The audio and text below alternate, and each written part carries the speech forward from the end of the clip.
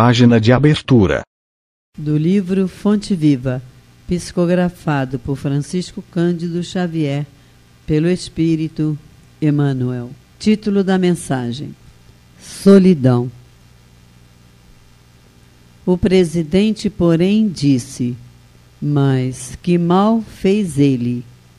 E eles mais clamavam, dizendo: seja crucificado. Mateus 27, 23. À medida que te elevas monte acima, no desempenho do próprio dever, experimentas a solidão dos cimos e incomensurável tristeza te constringe a alma sensível. Onde se encontram os que sorriram contigo no parque primaveril da primeira mocidade? Onde pousam os corações que te buscavam o aconchego nas horas de fantasia? Onde se acolhem quantos te partilhavam o pão e o sonho nas aventuras ridentes do início? Certo, ficaram no vale, voejando em círculo estreito, à maneira das borboletas douradas que se esfacelam ao primeiro contato da menor chama de luz que se lhes descortine à frente. Em torno de ti, a claridade, mas também o silêncio.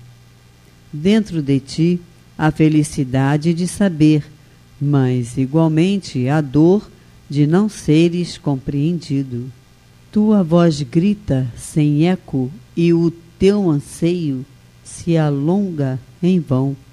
Entretanto, se realmente sabes que ouvidos te poderiam escutar a grande distância e que coração faminto de calor do vale se abalançaria a entender de pronto os teus ideais de altura.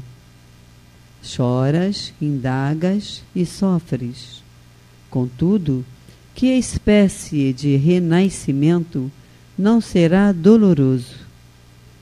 A ave, para libertar-se, destrói o berço da casca em que se formou, e a semente, para produzir, sofre a dilaceração na cova desconhecida. A solidão com o serviço aos semelhantes gera a grandeza.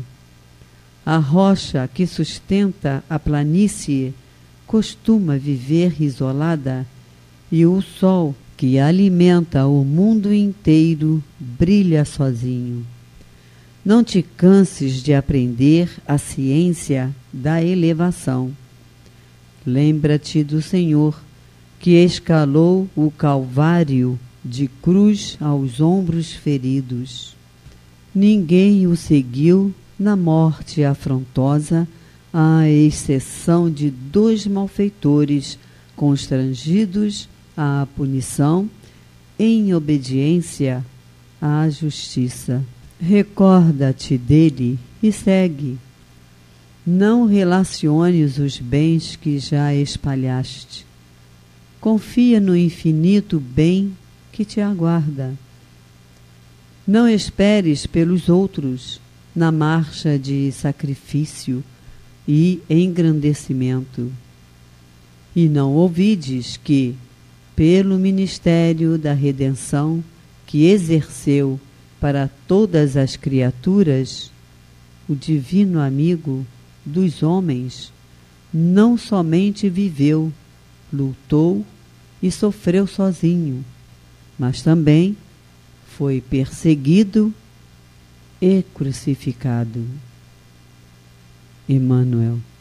E agora, a palestra.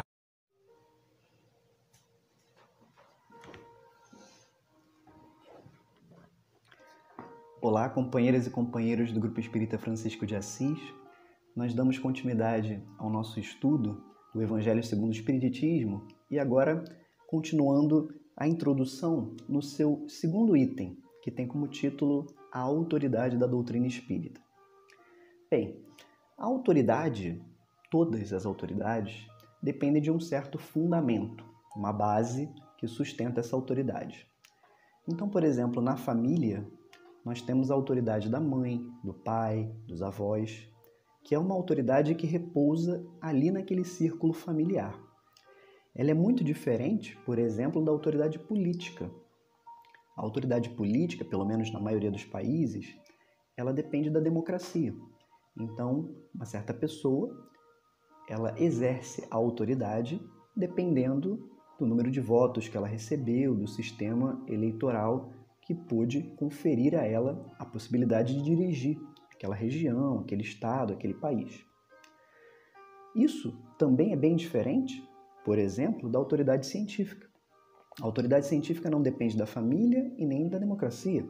Ela depende de um estudo acurado, de uma formação que tenha passado por circuitos consagrados, como escolas, universidades, da publicação de trabalhos em revistas conhecidas, da aceitação e do debate junto com seus pares, com outros cientistas.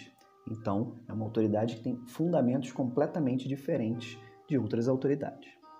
Bom, o objeto de estudo de hoje é o discurso de Kardec discutindo qual é a autoridade da doutrina espírita. Então, ele vai explicar qual é o embasamento, quais são os critérios que conferem à doutrina espírita autoridade para poder dizer o que ela diz. Mas ele não vai ter uma abordagem proselitista, tentando convencer todo mundo a seguir a doutrina espírita porque ela é a melhor. Ele vai se concentrar na responsabilidade das informações que essa doutrina traz, do conhecimento que ela transmite. Quais são os critérios que garantem essa responsabilidade?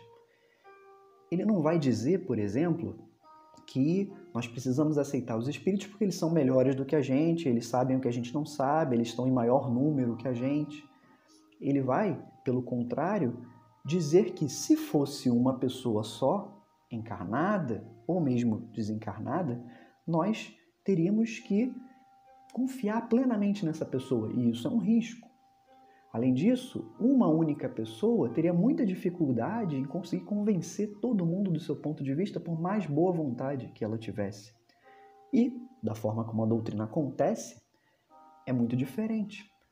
A gente não tem afirmações dogmáticas. Os critérios de autoridade estão repousados sobre a diversidade dos espíritos e da forma como nós encaramos as informações que eles nos trazem.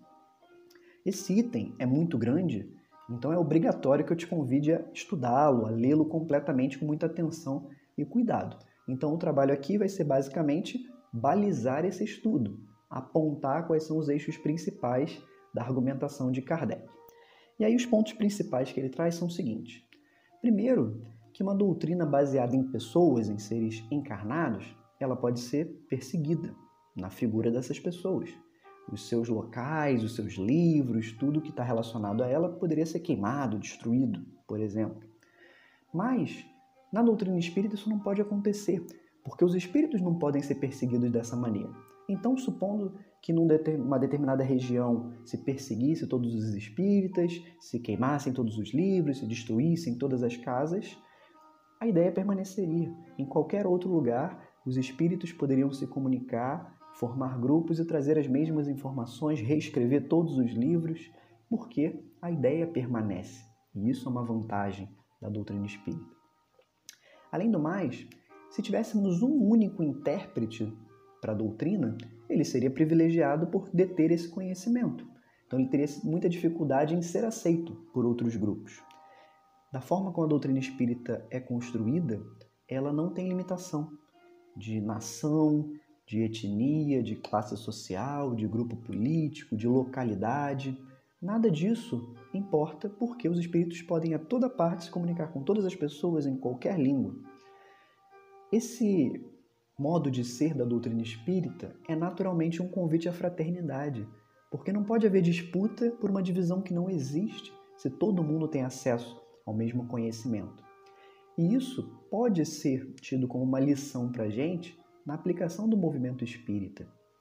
Nós temos a responsabilidade de construir um movimento que seja diverso, que seja plural, que seja representativo, que não dê a ideia de que é dessa classe social, desse grupo político, desse país, dessa etnia. O movimento tem que aceitar a diversidade, a pluralidade de pessoas, de representações, porque está acessível a todas as pessoas, independente de qualquer outra característica.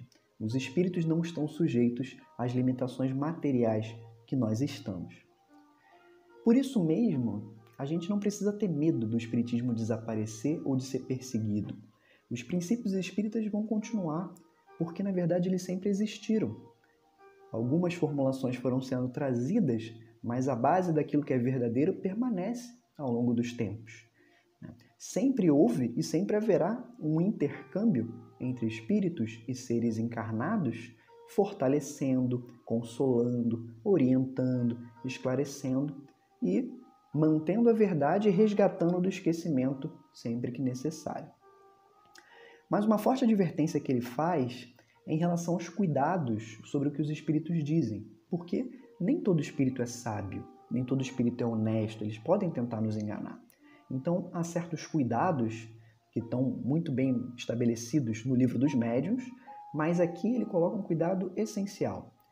E, abre aspas, para tudo que está fora do ensino exclusivamente moral, ou seja, o bem e o mal, as nossas ações e as suas consequências, a lei divina, para tudo que está fora disso, as revelações que alguém possa obter são de caráter individual, sem autenticidade e devem ser consideradas como opiniões pessoais desse ou daquele espírito. Então, a doutrina espírita vai tratar essencialmente das questões morais dentro dos seus princípios. As questões científicas são problemas dos seres encarnados, não problemas dos espíritos. Então, se um espírito vem, por exemplo, trazer a cura do coronavírus, isso deve ser considerado uma opinião pessoal daquele espírito, e acrescenta Kardec, sendo imprudente aceitar e propagar levianamente como se fosse verdade. Então, o ensino do espiritismo é sobretudo moral. Todas as outras coisas são opiniões pessoais dos espíritos, sujeitas ou não à confirmação. Então, se um espírito diz que você deve votar nesse ou naquele candidato, isso é uma questão política, não é uma questão moral e, portanto, não deve ser aceita dentro do conjunto de informações espíritas. Se o espírito diz que essa música ou esse gênero musical é mais bonito, mais aceitável do que outro, isso é uma questão estética, não é uma questão moral. Se o espírito diz que quem faz isso ou aquilo tem que ser preso e o crime deve ser tanto, isso é uma questão jurídica, isso não é uma questão moral. E, portanto, todas essas questões fogem à autoridade da doutrina espírita. A partir desse ponto, desse preâmbulo que Kardec faz, ele começa efetivamente a falar de controles. E aí que entra o subtítulo desse item, que é Controle Universal do Ensino dos Espíritos. Isso nada mais quer dizer do que os critérios de controle que devem ser aplicados aos ensinos dos espíritos para que a gente possa aceitar eles ou não. E Kardec coloca que o primeiro controle de todos é sempre a razão. A gente deve rejeitar tudo que foge a um bom senso, a uma lógica cuidadosa, aos dados que nós já conhecemos. E isso é a primeira peneira porque ela vai evitar os erros mais grosseiros.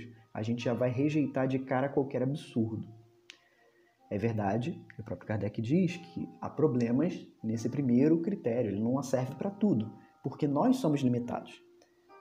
O critério da razão está limitado pela minha razão, pelo meu conhecimento. Como é que eu vou julgar alguma coisa que foge ao meu conhecimento? E o pior, existe uma questão moral aí também que é de orgulho, que é de vaidade. A gente tem a tendência a achar que nós temos bom senso, o outro não sei. A gente sabe bem o que é absurdo e o que não é, o outro não tem muita noção. E não é bem verdade isso. Então, ele sugere que a gente tenha uma postura humilde, como a gente deve ter com tudo que a gente não conhece. Se aconselhar, estudar, observar o que as outras pessoas estão dizendo para fazer um julgamento. É claro que só isso também não basta. Nem sempre as pessoas que nos cercam, as que a gente tem acesso, têm a posse da verdade. E, na verdade, elas podem ser até enganadas, como um médium pode ser enganado pelos espíritos. Mesmo que pareça que ele tem vários espíritos aconselhando eles, pode ser que sejam espíritos enganadores, pode ser que seja um espírito se passando por vários. Mesmo que seja um grupo de médiuns, talvez eles estejam sujeitos à mesma influência. Qual é o critério maior que Kardec coloca, então, como a condição para que a gente possa aceitar o ensino que vem dos espíritos? Um grande número de médiuns que não se conheçam entre si, que sejam de vários lugares diferentes e que tragam revelações espontâneas. Os outros critérios, um grande número de médiuns que não se conheçam de vários lugares, estão até bem ligados ao que ele já disse. Revelações espontâneas é uma novidade, e aí ele vai explicar por quê. Segundo a experiência de Kardec, quando um princípio ele é realmente importante, ele vai ser abordado espontaneamente pelos espíritos, de modo generalizado.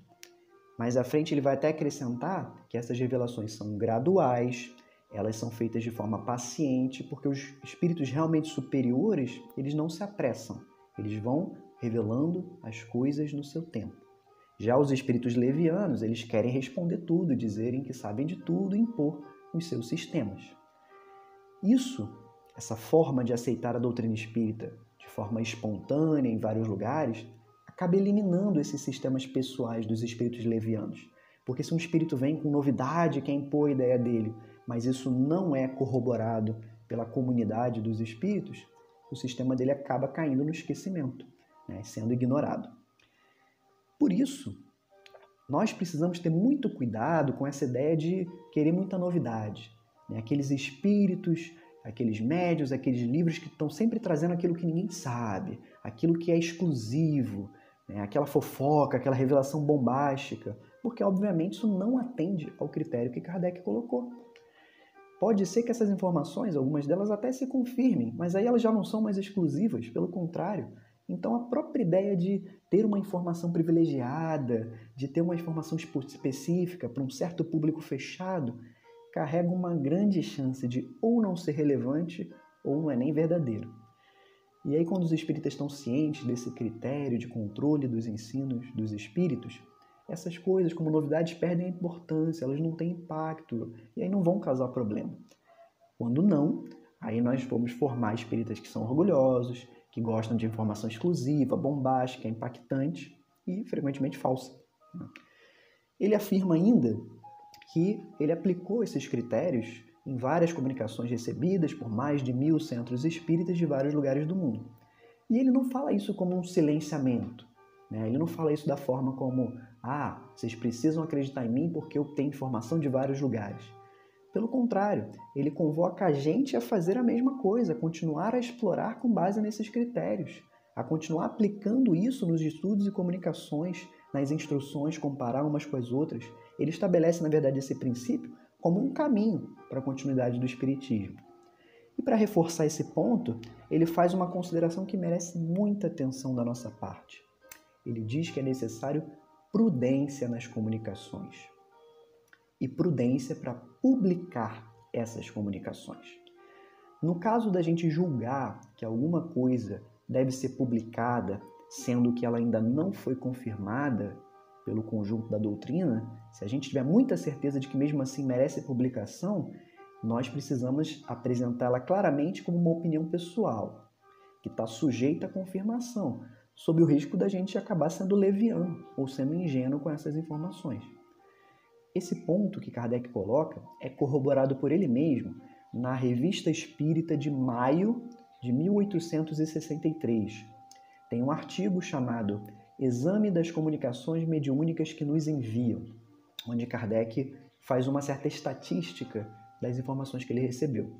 E, olha que surpreendente, ele recebeu mais de 3.600 publicações, entre comunicações mais curtas, livros e tudo mais. Ele diz que do que ele recebeu, embora a maior parte fosse muito bom, nem 10% mereceu publicação. Menos de 9% do que ele recebeu merece publicação. Então, é só para a gente ter uma noção do tamanho do critério de Kardec. Ele recebia um monte de coisas e mesmo acreditando que a maioria era interessante, ele achava que para publicar mesmo de fato, nem 10% realmente merecia a publicação. Então, a gente deveria ter um pouco mais de pudor, de cuidado em sair publicando livro. Tudo que a gente recebe publica um livro, né? E principalmente baseado nesses livros, julgar que eles sejam mais do que uma opinião pessoal. É preciso prudência, é preciso ter cuidado com o que se publica, com o que se lê e, sobretudo, com o que se propaga. Inclusive, os espíritos que são verdadeiramente sábios, eles já colocam, quando eles estão falando sobre uma coisa que ainda não está muito clara, deixam claro que são uma opinião pessoal dele e que está sujeita à confirmação posterior. Bom, para concluir, nós não precisamos ter medo desses critérios, porque as ideias mais belas, mais justas, mais importantes da humanidade precisam também da contradição. A gente cresce no contraditório, porque o que é verdade resiste a qualquer exame. É assim que se separa o joio do trigo, né? A gente precisa entender o que é o certo e o que é errado, o que é o verdadeiro e o que é falso, e isso só se consegue contradizendo com a verdade e a mentira. E, além de não precisarmos ter medo, também não tem outra opção, né? Qual seria a alternativa para a gente impor alguma coisa a alguém? Não existe isso. Não tem como resolver as questões doutrinárias por imposição, à força, por um decreto, né? Só o conjunto da obra verdadeiramente tem o poder de convencimento e de estabelecimento do que é a doutrina espírita. Kardec encerra esse capítulo talvez com um certo otimismo um pouco exagerado. Ele diz que até o final do século haveria um conjunto harmonioso que resolveria todas as incertezas. Em parte ele está certo, porque a codificação ficou estabelecida e com ela a gente tem base tanto para o conhecimento básico da doutrina espírita, mas também uma base para seguir em frente, seguindo esses critérios. Mas estamos longe de ter todas as respostas. E no fundo ele sabia, porque ele disse que era um processo contínuo. Nós podemos acalmar a nossa impaciência e continuar estabelecendo esses critérios para as comunicações e assim chegar a informações mais confiáveis. E com essa paciência, com esse cuidado, a gente deve segurar o nosso impulso orgulhoso de saber mais do que os outros, né? E ter mais cuidado com o conteúdo que a gente aceita e compartilha com as outras pessoas. Então, no final das contas, concluindo de fato, o convite que Kardec faz a todos nós é estudar, observar e aplicar esses critérios, mas sempre para conduzir a nossa transformação moral, que é nosso maior objetivo, com a maior segurança possível. Muito obrigado.